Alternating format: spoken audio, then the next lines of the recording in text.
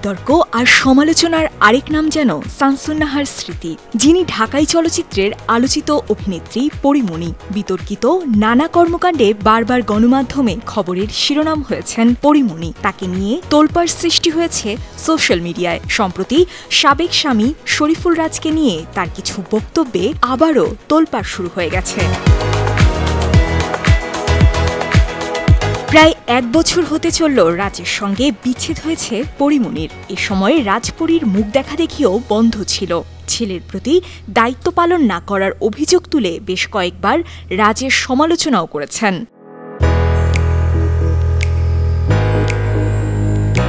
তবে রাজের ব্যাপারে পুরো ভোল পাল্টিয়ে পরীমণির কণ্ঠে এখন নতুন সুর। রাজের প্রতি তার সুর অনেকটা নরম হয়েছে। এখনও মায়া অনুভব করেন আগের মতোই, এমনটাই গণমাধ্যমকে জানিয়েছেন ঢালিউডের এই নায়িকা।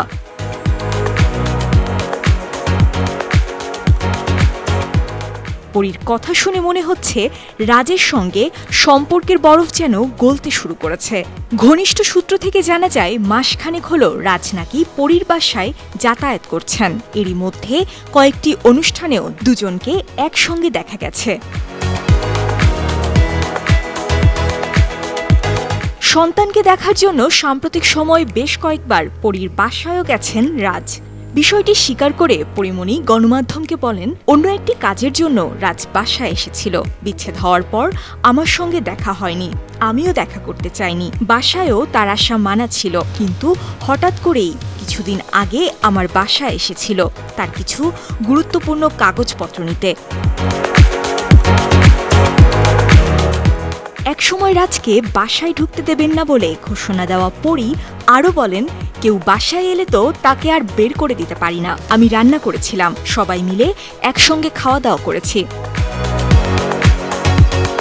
তবে রাজ যাতায়াত করলেও তাদের সম্পর্ক শীতল হয়নি বলে জানান পরীমণি। এজন্য রাজকেই দায়ী করে অভিনেত্রী বলেন, শীতল তো হতেই পারত, কিন্তু রাজই সেটা মেনটেন করেনি। সন্তানকে ঘিরে সুন্দর সময় কি বাবা মা কাটায় না? কিন্তু রাজের বিষয়টি ভিন্ন।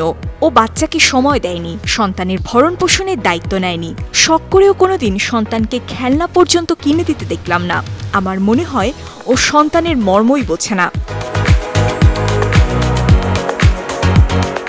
এ কারণে ছেলে পূর্ণের সঙ্গে বাবার রাজের যে দূরত্ব তৈরি হচ্ছে সেটাও বলেন পরীমণি। পূর্ণকে কোলে নিতে চাইলেও রাজকে বাবা হিসেবে এখনও চিনতে পারে না পূর্ণ, অথচ আগে রাজকে ছাড়া কিছুই বুঝত না। এটি রাজের জন্য নির্মম। তবে রাজ এখন অতীত দাবি করে পরীমণি বলেন, রাজ এখন আমার কাছে ঘৃণার পাত্র।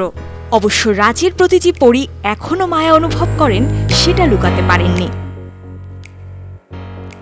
এ বিষয়ে রাগঢাক না রেখেই পরীমণি বলেন, মায়া আছে বলেই তো বাসায় ঢুকতে দিয়েছি। হাজার হলেও সে আমার সন্তানের বাবা, তাই বলে সে চাইলেই সবসময় বাসায় আসতে পারবে না। তার প্রতি আমার ঘৃণা থাকতেই পারে, তবে সে যেখানেই থাকুক, ভালো ভালো কাজ করুক, ভালো থাকুক, কারণ সন্তানের সুন্দর জীবনের জন্য বাবাকে ভালো থাকতে হয়। গণমাধ্যমে পরীর এমন বক্তব্যের পর নেটিজেনদের মন্তব্য, এই অভিনেত্রী জীবনে রাজের অধ্যায় যেন শেষ হয়েও হইল না শেষের মতো।